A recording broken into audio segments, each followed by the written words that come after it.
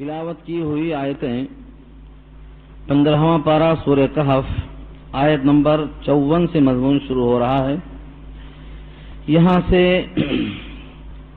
پارے کا 20واں رکوع ہو رہا اور سورت کا 8واں رکوع شروع ہو رہا ہے۔ تذکرہ یہ چل رہا تھا کہ جب مجرم جہنم کو دیکھیں گے اور ان کو یقین ہو جائے گا کہ اب اس میں پڑنے والے ہیں، وہاں سے ان کے لیے کوئی راستہ فرار کا نہیں ملے گا، کوئی بچنے کی راہ نہیں ملے گی۔ گزشتہ یہاں تک بات مکمل ہوئی تھی۔ اب قرآن کریم میں مختلف مثالیں جو دی گئی ہیں اس کا مقصد بیان کیا جا رہا ہے کہ اگر آپ کے دماغ میں توحید اس طرح نہیں آئی تو اس طرح آئے۔ مختلف شکلوں سے اللہ نے مثالیں دی ہیں۔ وَلَقَدْ صَرَّفْنَا فِي هَذَا الْقُرْآنِ، اور البتہ تحقیق ہم نے اس قرآن کریم میں پھیر پھیر کے مثالیں دی ہیں لوگوں کے واسطے۔ للناس، لوگوں کی خاطر، من کل مثل، ہر قسم کی مثال۔ مثل کے معنی آتے ہیں مانند، یعنی تشبیہ دے کر کے توحید کو سمجھانے کی ہم نے بہت سی شکلیں اختیار کی ہیں۔ یعنی کبھی ضرب الامثال پیش کی گئی ہیں، کبھی حکایتیں آئی ہیں، کبھی عبرتناک واقعے آئے ہیں، کبھی قوموں کی تاریخیں بیان کی گئی ہیں۔ جو بھی طرح انسان سمجھ سکتا ہے مختلف زاویے سے ہم نے سمجھایا ہے۔ وَلَقَدْ صَرَّفْنَا، صرفنا کے معنی ہم نے پھیر پھیر کے بیان کیے۔ فی ھذا القرآن، اس قرآن میں، للناس، لوگوں کی خاطر، من کل مثل، ہر قسم کی مثالیں۔ لیکن انسان کی ایک فطرت یہ بھی ہے، وَكَانَ الْإِنسَانُ أَكْثَرَ شَيْءٍ جَدَلًا، جدلا اردو میں جدال، جھگڑالو جس کو کہتے ہیں، یہ انسان کی فطرت میں ہے۔ اگر کوئی چیز نہیں ماننا ہے تو اس کے نہ ماننے کی کچھ نہ کچھ بات ضرور کرے گا، خاموش بیٹھنا نہیں ہے۔ فارسی کی مثل مشہور ہے، ملا آباشت کی چپ نہ شود۔ ملا وہی ہے جو کچھ بولے بغیر نہیں رہتا۔ آج دنیا میں کوئی بھی گروہ کتنا ہی باطل پہ ہو لیکن کچھ نہ کچھ بولنا اس کی فطرت ہے۔ حق ایک ہی ہے۔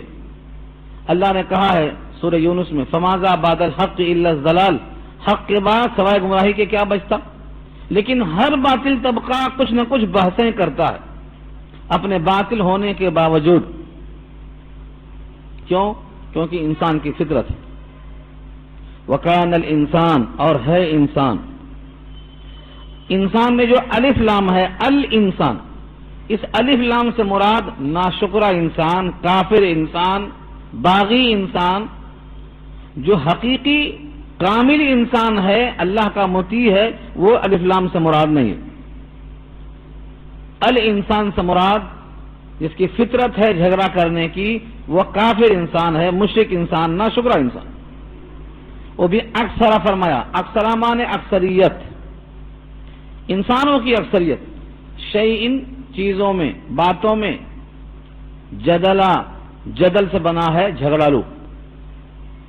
اس کی ایک مثال دیتا ہوں میں آپ کو، لیکن یہ مثال میں کافروں کی نہیں دوں گا، کیونکہ قرآن کریم میں کافروں کی فطرت کو بیان نہیں کیا گیا ہے۔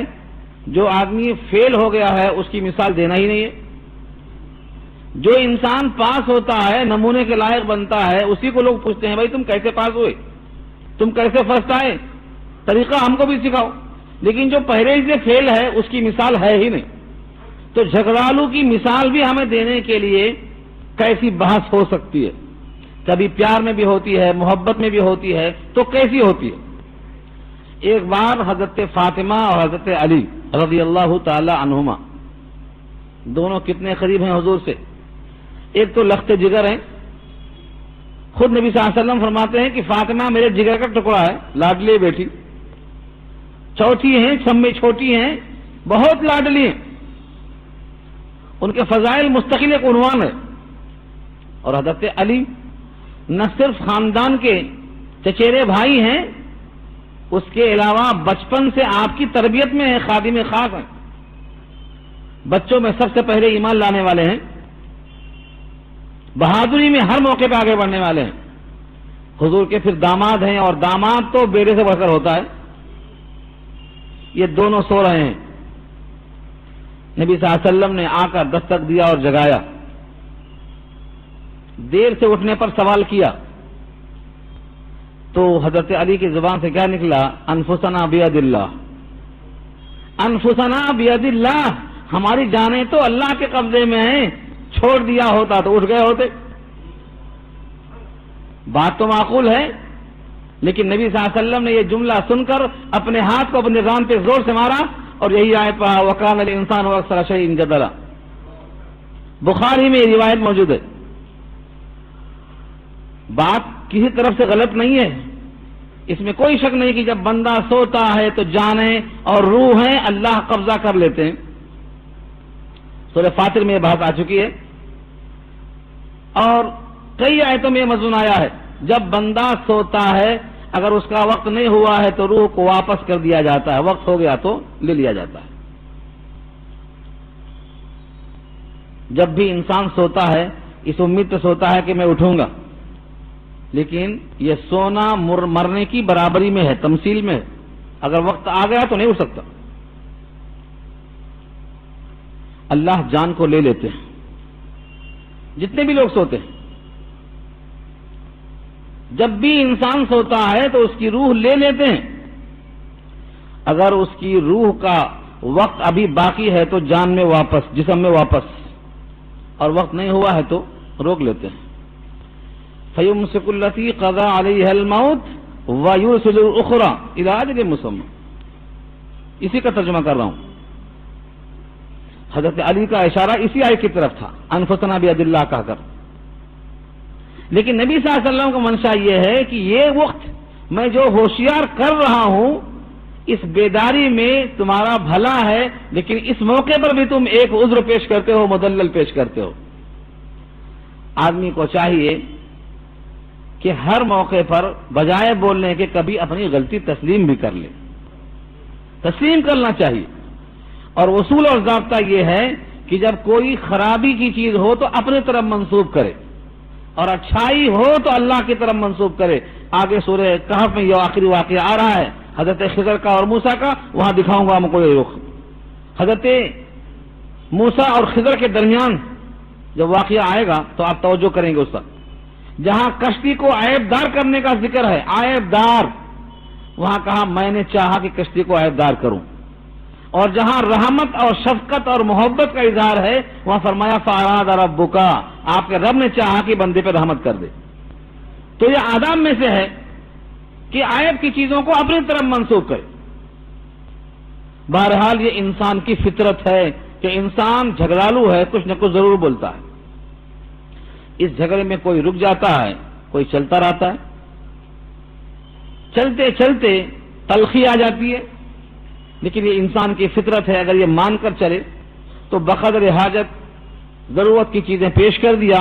کوئی مانتا ہے تو مانے، نہیں مانتا ہے تو چھوڑ دینا. دروغہ نہیں ہے آپ منوانے کے لیے.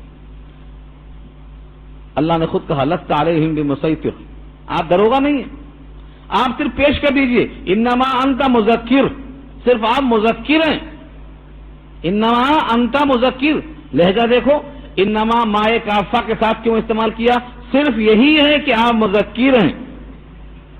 انما انت مذکر لست علیہم بمسیطر، آپ دروغہ نہیں ہیں.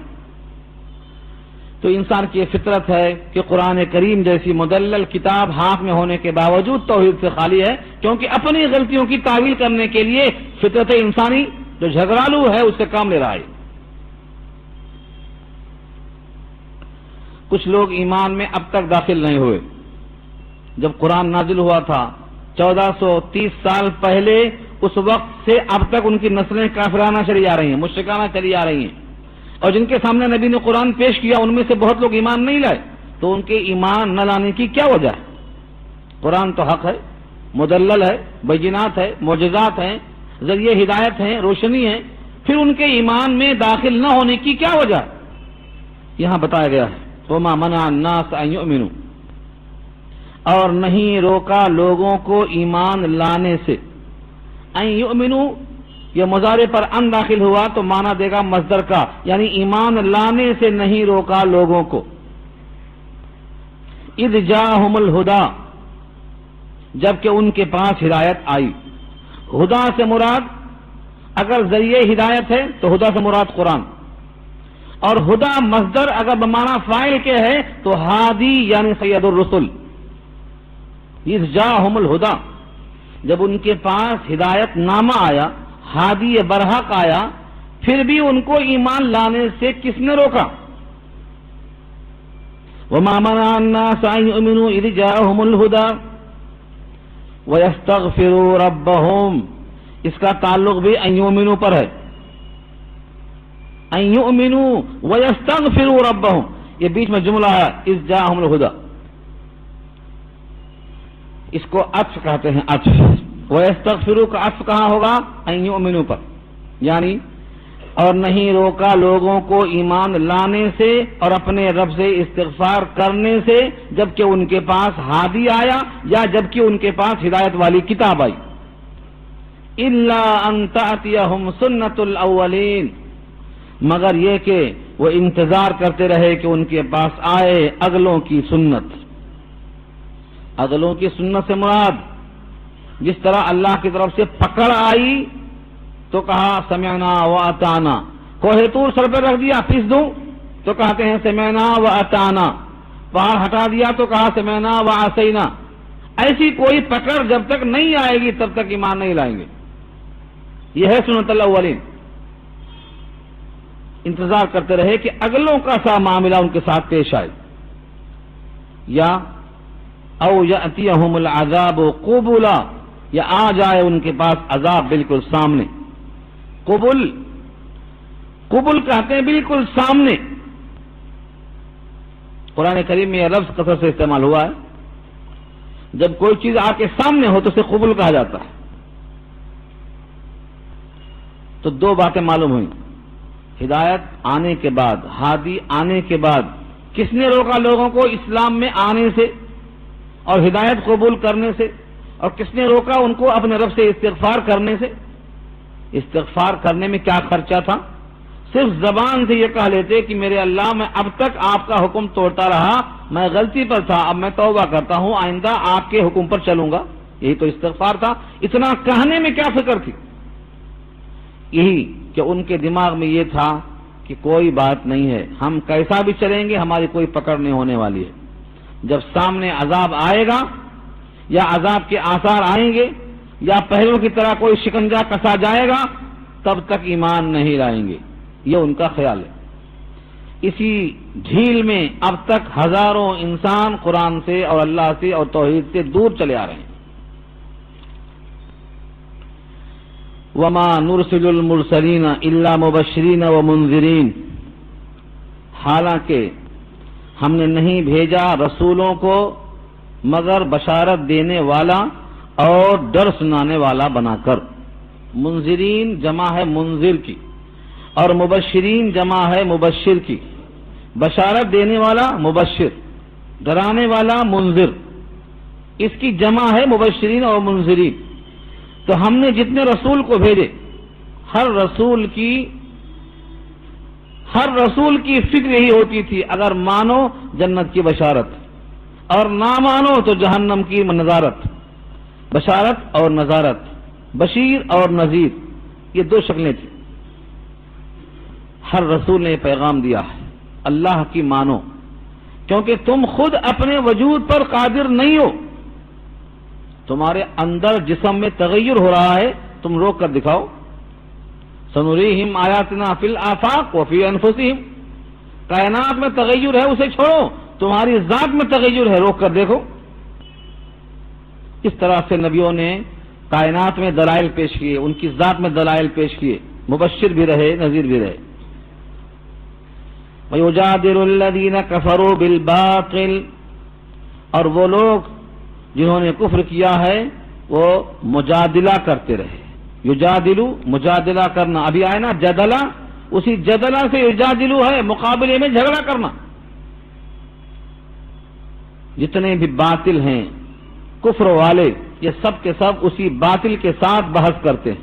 مقصد کیا ہوتا ہے باطل کو لے کر بحث کرنے کا؟ فرمایا لیدحضوا بہ الحق، تاکہ اس باطل کے ذریعے سے حق کو دبا دیں اور حق کو چھپا دیں اور حق کو بچھڑا دیں. لیدحضوا بہ الحق. جب کبھی کافروں نے باطل کے ساتھ بحث کی ہے تو اس کا ایک ہی مقصد ہوتا ہے کہ ان کے سامنے حق اوجھل ہو جائے، حق بچلا جائے. اب جتنے فرقے ہیں، آج کسی سے آپ بات کریں گے تو وہ خاموش نہیں بیٹھیں گے، کچھ نہ کچھ بولیں گے کسی بھی حال میں، چاہے ان کی دلیل معقول ہو یا غیر معقول ہو، لیکن خواہ نہ خواہ کچھ نہ کچھ بولیں گے. وہ بولنے کا مقصد یہ ہوتا ہے کہ ہم حق پر ہیں، تم باطل پر ہو. چاہے کتنا ہی ان کی بات غلط ہو لیکن ان کو غلط نظر نہیں آئے گی. ان کا مقصد کیا ہے؟ باطل چھپ جائے. لیدحضوا بہ الحق. صرف اتنا ہی نہیں کرتے ہیں کہ باطل کو چھپاتے ہیں اور باطل کے ذریعے سے حق کو دباتے ہیں، بلکہ اسی ضمن میں وہ حق کا مذاق بھی اڑاتے ہیں. واتخذوا آیاتی وما انذروا ہزوا. یہ ہزوا مفعول ہے واتخذوا کا، اور مذاق بنا لیتے ہیں میری آیتوں کو، اور جس سے ان کو ڈرایا گیا ہے ان چیزوں کا بھی مذاق اڑا لیتے ہیں.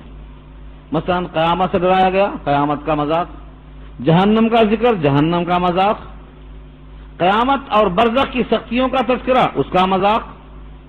یعنی جن جن چیزوں کے ذریعے سے ان کو ڈرایا جاتا ہے، ما انذروا کا ترجمہ ہے یہ، ما انذروا جس سے انہیں ڈرایا گیا، جس عذاب سے ڈرایا گیا، ہزوا اس کو مذاق کا ذریعہ بنا لیتے ہیں، ٹھٹا. سوچو صحیح، سارے انبیاء کے ساتھ تمسخر کیا گیا. انبیاء سے زیادہ کوئی مقدس نہیں ہوتا اس زمین پر، اور سارے انبیاء نے جب اللہ کی طرف سے پیغام پہنچایا تو لوگوں نے اس کا مذاق اڑایا، ٹھٹھا کیا، تمسخر کیا. لیکن کسی بھی نبی کی طرف سے اشتعال نہیں بلکہ تحمل کا مظاہرہ ہوا اور ٹھوس جواب دیا گیا.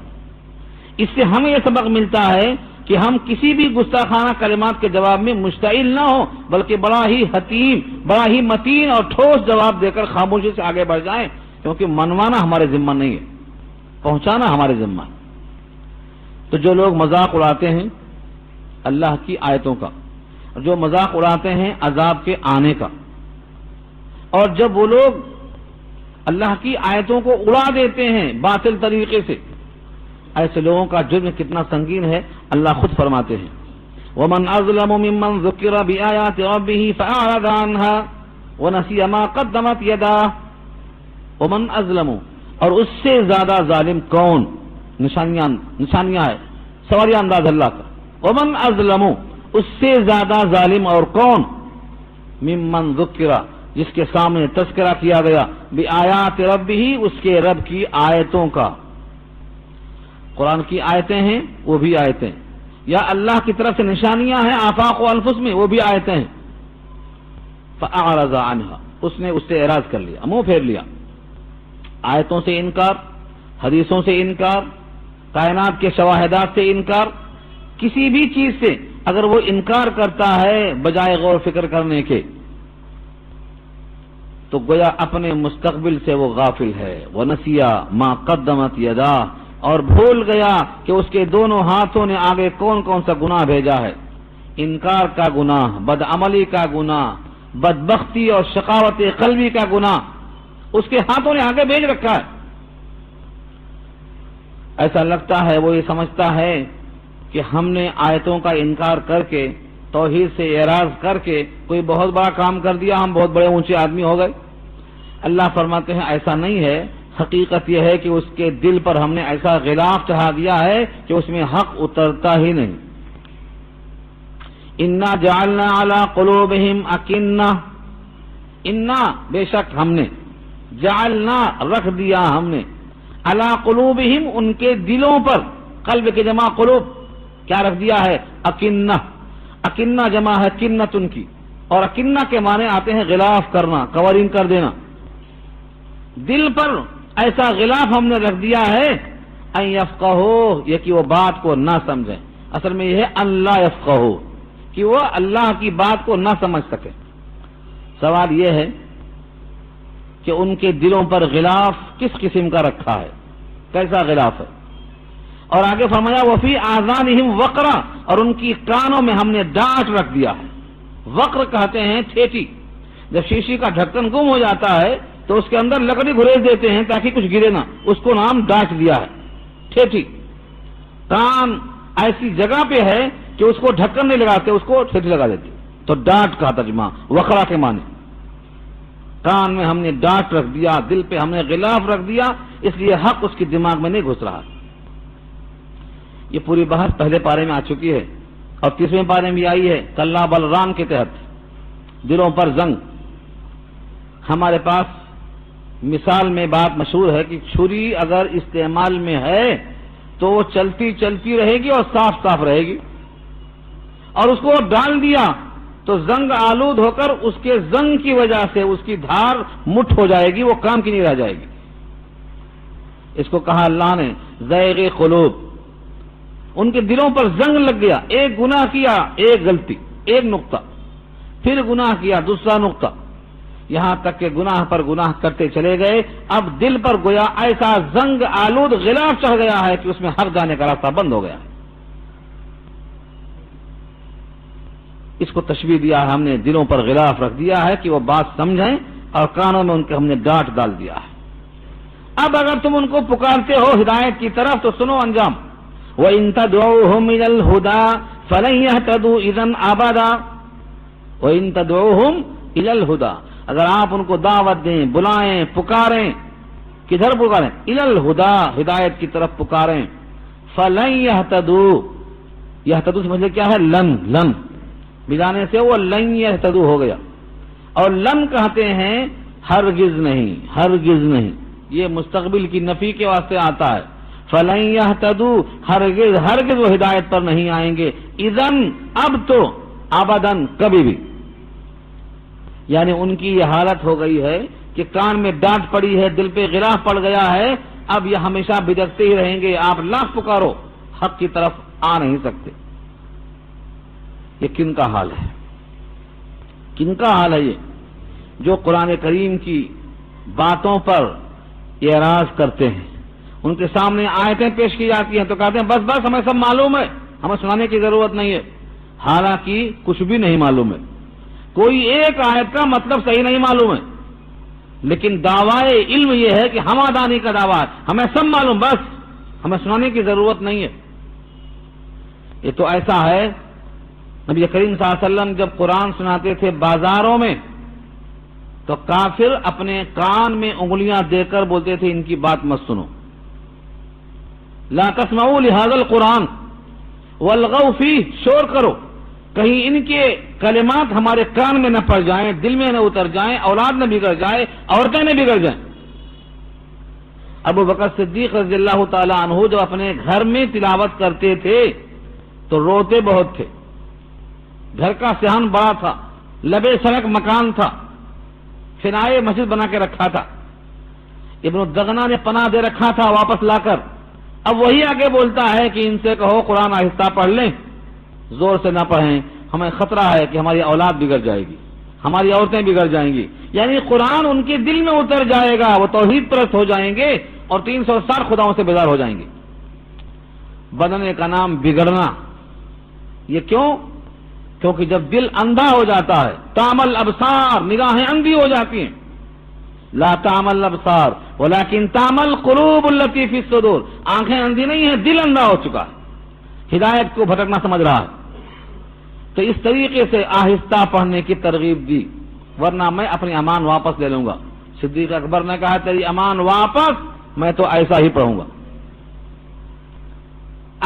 پڑھوں گا، قرآن کریم کو پڑھنے میں تیرا لحاظ بالکل نہیں کروں گا، جیسا اس کا حق ہے میں ویسا پڑھوں گا، تیری امان واپس۔ تو انسان کی یہ فطرت ہے کہ حق بات کو سننے کے بعد اگر آہستہ آہستہ خطائیں نے اسے گھیر لیا ہے، ہاں، احاطت به خطیئته فاولئک اصحاب النار، خطاؤں نے اتنا گھیر لیا ہے کہ دل پر مہر لگ چکی ہے اور دل پر زنگ لگ چکا ہے اور کان میں ڈانٹ پڑ چکی ہے، اب راستے پر نہیں آ سکتا ہے، کتنا بھی آپ ان کو دعوت دیں گے یہ ہدایت پر نہیں آئیں گے۔ آج قرآن کی دعوت دی جاتی ہے، قرآن سنو، تمہارے رب کا کلام ہے، جبریل نے پہنچایا ہے، قلب مصطفیٰ پر نازل ہوا ہے، یہ سرچشمہ ہے ہدایت کا، اس کے بغیر ہدایت حاصل کرنے کی کوئی جگہ نہیں ہے، کوئی جگہ نہیں ہے، کوئی ذریعہ نہیں ہے، کوئی وسیلہ نہیں ہے۔ ہدایت کے حاصل کرنے کا ایک ہی ذریعہ ہے اور وہ ہے قرآن۔ 40 سال تک مکے میں حضور موجود تھے، 40 سال کی عمر کسے کہتے ہیں؟ لیکن آپ نے اپنے زبان سے دعوت اللہ کب شروع کیا؟ یہ قرآن کے آنے کے بعد۔ اس سے بڑی دلیل کیا ہو سکتی ہے؟ سید الانبیاء موجود ہیں اور نبی اس وقت تھے جب آدم مٹی اور کیچڑ میں تھے، اس وقت سے نبوت مل چکی تھی آپ کو، پھر کس کا انتظار تھا؟ اسی قرآن کا انتظار تھا۔ قرآن کریم کے بغیر مرکز نبوت نے بھی زبان نہیں کھولا۔ معلوم یہ ہوا کہ یہ ذریعہ ہدایت ہے۔ آج کے کتنے مسلمان ہیں جو قرآن سے اعراض کرتے ہیں اور ہدایت کہیں اور تلاش کرتے ہیں، کہیں اور تلاش کرتے ہیں۔ حدیث میں صاف موجود ہے، جو قرآن کریم کے علاوہ ہدایت طلب کرے گا وہ گمراہ ہوگا۔ مرکز علم اور مرکز ہدایت یہ قرآن ہے۔ عبداللہ بن مسعود کا ارشاد ہے، جس کو اولین آخرین کا علم حاصل کرنا ہے وہ قرآن کو پڑھے۔ یہ کون ہے؟ عبداللہ بن مسعود، جن کے علم پر نبی نے اعتماد کا اظہار کیا ہے اور کہا ہے کہ میرے بعد اگر مسئلہ پوچھنا ہے تو ان 6 سے پوچھنا۔ ان 6 میں سے ایک عبداللہ بن مسعود بھی ہیں۔ انہوں نے کہا ہے علم چاہیے اولین و آخرین کا تو قرآن پڑھو۔ قرآن کریم کے ذریعے سے ہدایت ملنے والی ہے۔ تو آپ لاکھ دعوت دیں، اگر ان کے دل پر زنگ لگ چکا ہے، کان میں ٹھیٹ پڑ چکی ہے، تو وہ قرآن کی دعوت قبول نہیں کریں گے، حق کی دعوت قبول نہیں کریں گے۔ اور یہ مت سمجھیں کہ ان کا اپنا عمل ہے، بلکہ یہ ان پر مہر لگ چکی ہے۔ ان کے لیے اللہ نے ان کے مقدر سے قرآن کو سلب کر دیا ہے۔ پھر ان پر عذاب کیوں نہیں آتا؟ ایک سوال ہوتا ہے کہ ایسے لوگ جو ہدایت کی طرف نہیں آتے، بغاوت کرتے ہیں، آیتوں کا اعراض کرتے ہیں، ان پر عذاب کیوں نہیں آتا؟ اس کا جواب لگے ہاتھوں دے دیا، وَرَبُّ الْغَفُورُ وَرَبُّكَ الْغَفُورُ ذُو الرَّحْمَةِ لَوْ يُؤَاخِذُهُم بِمَا كَسَبُوا لَعَجَّلَ لَهُمُ الْعَذَابَ۔ آپ کا جو رب ہے وہ غفور ہے، رحمت والا ہے۔ صفت دیکھو، 100 ناموں میں سے 2 کا انتخاب ہوا۔ نمبر 1 غفور۔ غفور شکور کے وزن پر مبالغہ ہے، بہت مغفرت کرنے والا۔ اللہ کی مغفرت کی وسعت کے مقابلے میں ان کا گناہ کچھ بھی نہیں ہے۔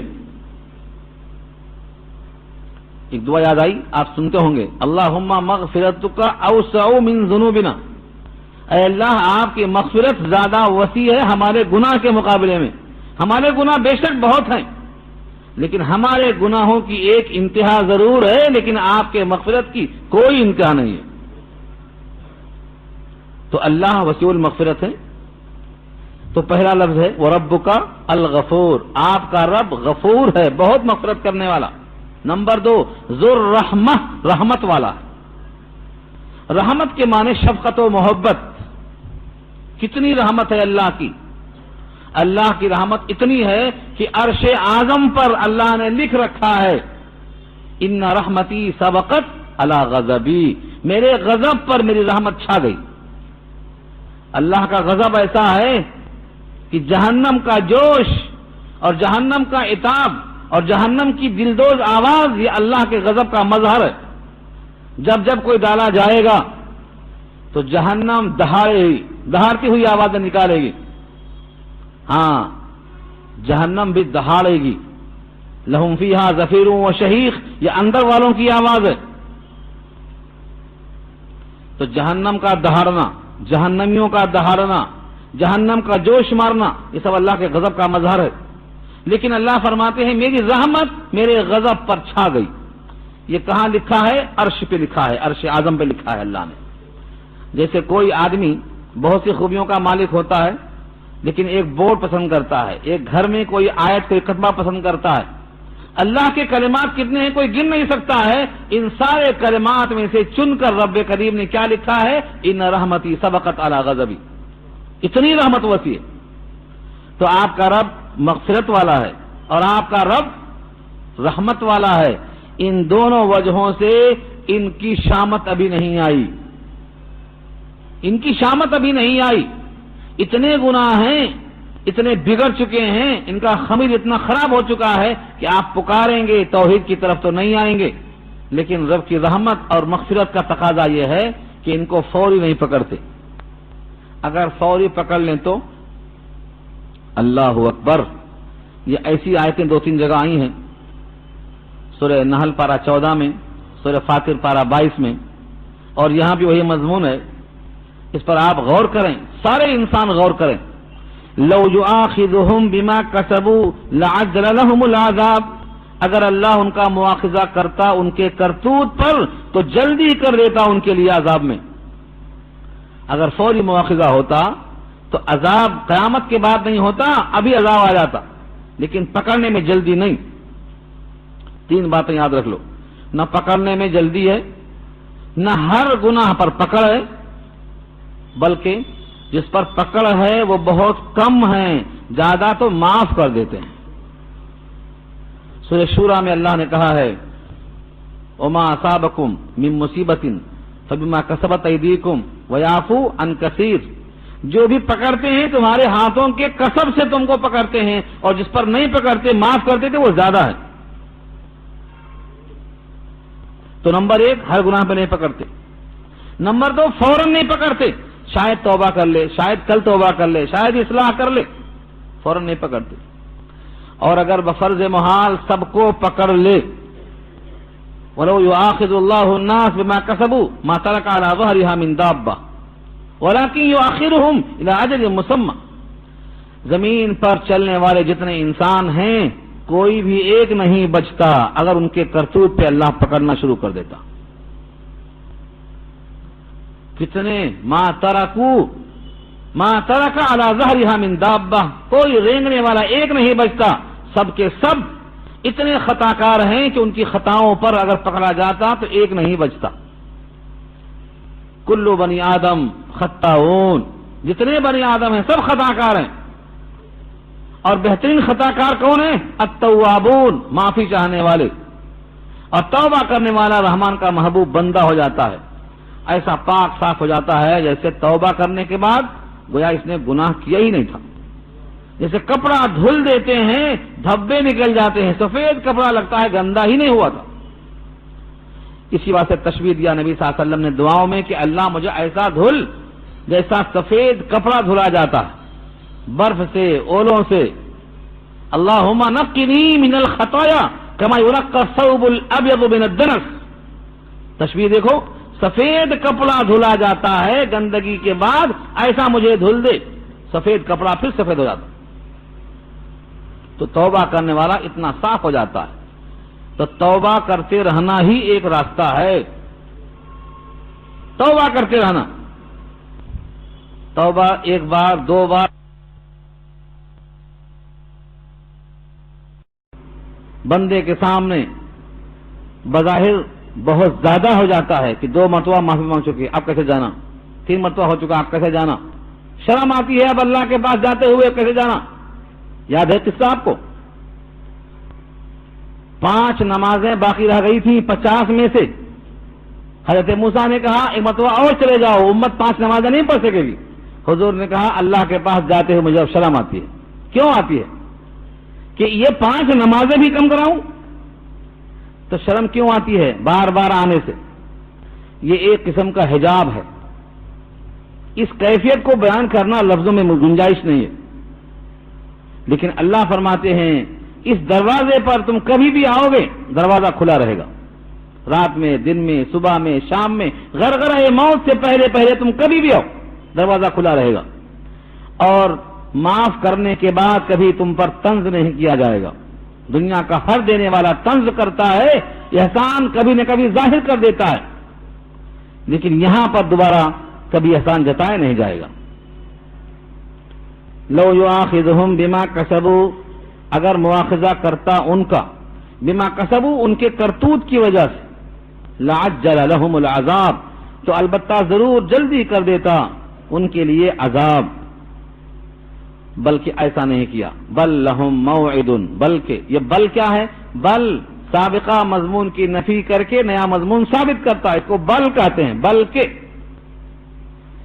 لہم موعد، ان کے لیے ایک موعد ہے، یعنی وعدے کا وقت ہے، وعدے کی جگہ ہے، اور وہ ہے یوم الحساب۔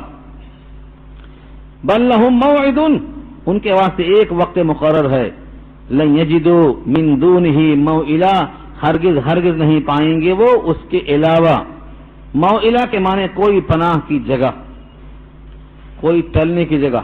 جو وعدہ ہے، مثلا موت کا ایک وقت مقرر ہے، لاکھ کوشش کر لیں کہ ہمیں موت نہ آئے، مگر وہ ٹلنے والا وقت نہیں ہے۔ لن یجدوا من دونہ موئلا، اس سے ہٹ کر کوئی پناہ گاہ نہیں پائیں گے۔ موئل کے معنی آتے ہیں پناہ کی جگہ، کوئی پناہ گاہ نہیں۔ ایک آدمی ساری کائنات کا مالک ہے، اپنی جان کو جسم میں روکنا چاہتا ہے ایک دن کے لیے، نہیں روک سکتا، ایک دن کے لیے، ایک گھڑی کے لیے۔ اللہ فرماتے ہیں اذا جاء اجلها لا يستأخرون ساعة ولا يستقدمون، ایک ساعت، ایک گھڑی، ایک لمحہ نہ مقدم کرنے پر قادر ہے نہ مؤخر کرنے پر قادر ہے۔ دنیا پوری کی پوری اپنے قبضے میں ہونے کے باوجود اپنی جان پر قبضہ نہیں کر سکتا ہے انسان۔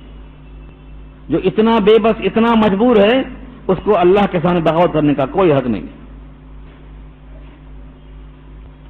وَتِلْكَ الْقُرَىٰ أَهْلَكْنَاهُمْ لَمَّا ظَلَمُوا، اور وہ بستیاں جن کے قصے آپ سنتے آئے ہیں اوپر سے، قوم عاد ہے، قوم سمود ہے، قوم لوط ہے، قوم فرعون ہے، سب کے واقعات سنتے آ رہے ہیں۔ تلک القریٰ سے مراد یہ بستیاں، اہلکناہم، ہم نے ان کو ہلاک کیا، لما ظلموا، جب انہوں نے ظلم کیا، اپنے اوپر ظلم کیا۔ کیا ظلم کیا انہوں نے اپنے اوپر؟ کہ اپنے مالک کو نہیں پہچانا، پیدا کرنے والے کے ساتھ نہ پیدا کرنے والوں کا سجدہ شروع کر دیا۔ جو کھلاتا ہے رزاق، نہ کھلانے والوں کے ساتھ سجدہ شروع کر دیا، ملا دیا خالق کو مخلوق سے، ملا دیا انہوں نے معبود کو غیر معبود سے، ملا دیا پیدا کرنے والے کو پیدا ہونے والے سے۔ یہ ان کا ظلم تھا۔ لما ظلموا، جب انہوں نے ظلم کیا تو ہم نے ان کو ہلاک کر دیا۔ وجعلنا لمہلکہم موعدا، اور ہم نے بنایا ہے ان کی ہلاکت کے لیے بھی ایک وقت مقرر۔ لمہلکہم، مہلک کے معنی ہلاک ہونے کی جگہ یا ہلاک ہونے کا زمانہ اور وقت۔ یہ وقت زمان بھی ہے اور وقت مکان بھی ہے، دونوں کا سیاق، دونوں ظرف ہے یہ۔ ان کی ہلاکت کے واسطے ہم نے ایک وقت مقرر کر دیا ہے۔ قوم نے یہ کیوں نہیں سمجھا کہ ہماری ہلاکت کا وقت آ گیا ہے؟ اتنی غلطیاں، اتنی شرارتیں کی، لیکن جب تک وقت عذاب کا نہیں آ گیا تب تک آنکھ نہیں کھلی۔ حالانکہ وہ اپنے علم کے مطابق صحیح تھے، لیکن انسان کا علم ناقص ہے، انسان کا علم ادھورا ہے۔ پیچھے آپ سن چکے ہیں، سارے دنیا کے انسان کا علم نچوڑ دیا جائے تو کتنا ہے؟ وہ قلیل ہے۔ وما اوتیتم من العلم الا قلیلا، اللہ کے علم کے مقابلے میں تمہارا علم قلیل ہے، اتنا قلیل ہے کہ تم اپنے عمل کو صحیح اور اللہ کے حکم کو غلط کہنے کے لائق نہیں ہو۔ تمہارا عمل صحیح، تمہارا طور و طریق صحیح، تمہاری روش درست، یہ کہنے کے لیے تمہیں علم چاہیے نا، اور تمہارا علم اللہ کے علم کے مقابلے میں بہت تھوڑا ہے۔ لہذا تمہارا عمل درست ہے یا غیر درست ہے، یہ فیصلہ تم نہیں کر سکتے، تمہارے خالق کا اختیار ہے۔ آگے اس کے بعد واقعہ شروع ہو رہا ہے حضرت موسیٰ اور خضر کا، اور ان دونوں نے مل کر کے اپنے علم کو اللہ کے علم کے مقابلے میں ایک مثال دے کے سمجھایا ہے کائنات کو۔ حضرت موسیٰ کا علم تشریعی، شریعت کا علم، حضرت خضر کا علم تکوینی، کون و مکان کا علم۔ یہ دونوں بزرگ کشتی میں سوار ہیں، ایک چڑیا آئی اور کشتی میں بیٹھ کر چونچ سے سمندر سے پانی بھر لیا۔ چڑیا کی چونچ میں پانی کتنا گیا ہوگا سمندر کے مقابلے میں؟ حضرت موسیٰ اور خضر دونوں اس چڑیا کی چونچ کی پانی کو دیکھ رہے ہیں۔ حضرت موسیٰ نے کہا میرے اور تیرے دونوں کے علم کو اللہ کے علم کے مقابلے میں اتنا بھی حق نہیں ملا، اتنا بھی میرے علم نے اللہ کے علم سے کم نہیں کیا جتنا سمندر کے پانی میں سے چڑیا نے چونچ میں لے کر کم کیا ہے. دونوں کا علم تکوینی اور تشریعی صاحب تورات ہیں، کلیم اللہ ہیں. ادھر خضر ہیں جن کو معلم بنایا ہے حضرت موسیٰ کے لیے. یہ دونوں بزرگ کہتے ہیں میرے تیرے دونوں کے علم نے اللہ کے علم سے اتنا بھی نہیں کم کیا جتنا سمندر سے چڑیا نے چونچ میں پانی لے کر کم کیا ہے. اب ہمارے پاس کون سا علم ہے کہ ہم اپنے علم پہ بھروسہ کرتے ہیں اور اللہ کے علم کی نفی کرتے ہیں؟ نہیں، یہ صحیح نہیں ہے. ہم جو سمجھتے ہیں وہ صحیح ہے. کون سا بھروسہ ہے، کون سا وہ ذریعہ ہے؟ ساری کائنات کا علم نچوڑ کر کتنا ہوتا ہے چڑیا کی چونچ میں جو پانی ہے سمندر کے مقابلے میں. لہذا ساری کائنات کا فیصلہ غلط ہو سکتا ہے لیکن آیات قرآن کا فیصلہ غلط نہیں ہو سکتا. اور جس کو دعویٰ ہے کہ میرا علم ایسا اور ویسا ہے، ان دعویٰ کرنے والوں کو سبق سکھانے کے لیے یہاں سے ایک نیا واقعہ شروع ہوتا ہے حضرت موسیٰ اور خضر کا. ایک محفل میں حضرت موسیٰ تشریف فرما ہے، جلوہ افروز ہے. کتاب التفسیر بخاری جلد ثانی میں ان آیتوں پر امام بخاری نے یہ روایت نقل کی ہے جو میں سنا رہا ہوں آپ کو. بڑی محفل میں ہے. ایک سائل نے سوال کیا کہ اس زمین پر آپ سے زیادہ علم والا کوئی اور ہے؟ تو حضرت موسیٰ نے یہ نہیں کہا کہ اللہ کو معلوم، بلکہ یہ فرمایا کہ میرے علم کے مطابق اس زمین پر کوئی بھی مجھ سے زیادہ علم والا نہیں ہے، یعنی سب سے زیادہ میں ہی علم والا ہوں.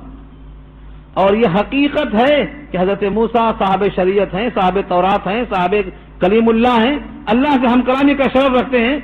یہ مرتبہ کسی کو حاصل نہیں، لیکن اللہ تعالیٰ نے اس بات کو پسند نہیں کیا کہ علم کی منتہا اللہ کا بندہ بن جائے.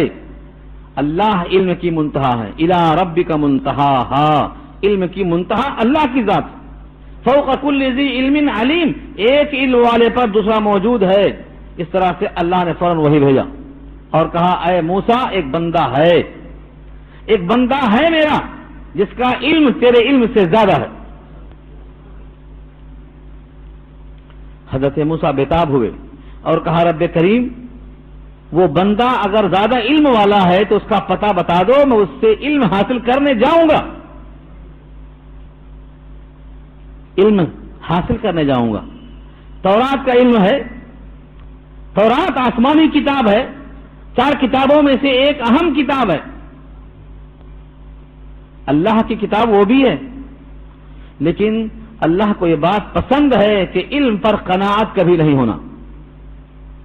حضرت موسیٰ تورات کے باوجود اس بندے کا پتہ پوچھتے ہیں کہ بتا دو اس کا پتہ کہاں ہے، میں اس کے پاس علم حاصل کرنے جاؤں گا. آپ یہ مت سمجھو کہ آپ مغل پورہ میں درس قرآن سننے آ رہے ہیں تو کوئی بڑا کمال کر دے رہے ہیں. پڑھتے پڑھتے مرنا ہے اور مرتے مرتے پڑھنا ہے. تورات آنے کے بعد علم کی ضرورت ہے، ابھی تو آپ کا کلام پاک ختم ہی نہیں ہوا. آپ کوشش یہ کرنا ہے کہ کوئی درس نہ ہو، آپ کے دوست محروم نہ ہو. قرآن کریم کو قرآن کے لہجے میں، قرآن کی آیتوں کی روشنی میں سمجھنا اور سمجھانا یہ بہت بڑا کام ہے. حضرت موسیٰ طرف گئے. اللہ تعالیٰ نے ایسا مبہم پتہ بتایا کہ ڈھونڈنے میں مشقت ہو. یہ نہیں کہا فلاں نام فلاں جگہ، بلکہ بتایا کہ دیکھو ایک مقام ہے جہاں 2 دریا ملتے ہیں، وہاں جاؤ. کیسے معلوم ہوا کہ وہ مقام آ گیا؟ کہا ایک بھنی ہوئی تلی ہوئی مچھلی توشے دان میں رکھ لو، جہاں مچھلی زندہ ہو کر خود بخود نکل جائے سمجھ جانا جگہ آ گئی. دیکھو پتہ کیسا مبہم ہے. یہ پتہ مبہم کیوں دیا؟ تاکہ تلاش، جستجو اور فکر معلوم ہو. ابراہیم کو ذبح کرنے کا حکم دیا تو خواب میں دیا، وہ بھی مبہم. ایسے یہاں بھی حکم دیا، کہا مجمع البحرین پہ جاؤ، میرا ایک بندہ ہے، تمہاری مچھلی جہاں زندہ ہو کر پانی میں چلی جائے سمجھ جانا وہی ہے ملاقات. یہ سب علامتیں دے کے حضرت موسیٰ کو طلب پیدا کر دیا. حضرت موسیٰ وہاں سے اب تیار ہو کے نکلتے ہیں، کس کے لیے؟ علم کے حصول کے لیے. اس میں کیا سبق ہے؟ اپنے علم پر، مخلوق کے علم پر ساری کائنات کے علم پر بھروسہ نہیں کرنا. اللہ کا علم اتنا وسیع ہے کہ ساری کائنات کا علم کوئی حیثیت نہیں رکھتا, کوئی حیثیت نہیں رکھتا. کائنات تو کہتی ہے جھوٹ کے بغیر چلتا نہیں, اور اللہ فرماتے ہیں جھوٹ میں جہنم ہے, صداقت میں نجات ہے. کائنات الٹا بول رہی ہے. ساری کائنات کہتی ہے کہ جو آدمی جھوٹ نہیں بولتا وہ بدھو ہے, کاروبار نہیں کر سکتا. لیکن اللہ فرماتے ہیں جھوٹ کا انجام جہنم ہے, وہ نفاق میں سے 1/4 ہے. کائنات کو ماننا ہے تو چلو جھوٹ بولو, جہنم میں جاؤ, اور اللہ کو ماننا ہے تو جھوٹ چھوڑو, سچائی پر آؤ. تو ہمارا علم تو یہ بتاتا ہے آپ کو. تو حضرت موسیٰ کو خضر کے پاس بھیجنے کے لیے یہ منشا ہے کہ مخلوق کے علم کی نفی کی جائے, اپنے معبود کی طرف متوجہ ہو کر علم کو حاصل کیا جائے. یہ سبق دینے کے لیے یہاں سے اب نیا رکوع شروع ہوتا ہے, اور نئے رکوع میں حضرت موسیٰ علیہ السلام خضر کے پاس جاتے ہیں اور تلاش کرتے ہیں. تلاش کے بعد ملاقات ہوتی ہے, شاگردی کے لیے خود پیشکش کرتے ہیں, مجھے اپنے ساتھ آپ رکھ لیجئے. حضرت خضر کہتے ہیں تم میرے ساتھ رہ کر یہ کیوں کیا, وہ کیوں کیا, کوشچنس نہیں کرنا. اگر چپ رہنے کی شرط پر رہنا چاہتے ہو تو رہ جاؤ. یہ کیوں کیا, وہ کیوں کیا, یہ سوال اور جواب کرنا ہے تو میرے ساتھ آپ نہیں رہ سکتے. کیوں؟ کیونکہ آپ کے پاس جو علم ہے وہ علم شریعت ہے, اور اس کا تقاضا یہ ہے کہ کسی غلطی کو دیکھ کر چپ نہیں رہ سکتے. یعنی غلطی ہو رہی ہو اور آپ خاموش رہیں, یہ شریعت کا تقاضا نہیں ہے. اسی واسطے آپ کو یاد ہوگا حدیث کی ایک قسم ہے حدیث استقراری, یعنی نبی صلی اللہ علیہ وسلم کے سامنے کسی نے کوئی کام کیا اور نبی صلی اللہ علیہ وسلم نے ٹوکا نہیں, خاموش رہے, تو وہ کام سنت ثابت ہوتا ہے. کیونکہ حضور کے سامنے وہ کام ہوا اور آپ نے اگر غلط ہوتا تو ضرور ٹوکا ہوتا. نہ ٹوکنا سند حاصل ہو گئی. تو انبیاء کی شریعت کا تقاضا یہ ہے کہ غلطیوں پر ٹوکا جائے. خضر کو معلوم تھا میرے راز اور میرے تمام کام جن کا تعلق تکوین سے ہے شریعت کے خلاف نظر آئے گا, وہ ٹوکیں گے, اور ٹوکنے سے علم حاصل کرنے کا جو ادب ہے, وہ استاد شاگردی کا رشتہ ہے, اس کے خلاف ہے یہ چیز. اس لیے پہلے ہی طے کر دیا کہ کوئی چیز خلاف شریعت نہ ہو, اور کوئی چیز آپ مجھے سوال نہ کریں. ہاں, جب تک میں خود نہ بیان کر دوں کسی چیز کے علت کو, ریزن کو, سبب کو, تب تک آپ سوال نہیں کریں گے. اس شرط پر ساتھ رہنا ہے تو آپ میرے ساتھ رہ سکتے ہیں, چل سکتے ہیں. یہ رکوع بہت طویل ہے اور بہت پیاری پیاری بحثیں ہیں. انشاءاللہ اس گفتگو کو آئندہ ہفتے میں شروع کریں گے. آپ حضرات دعا کر لیں.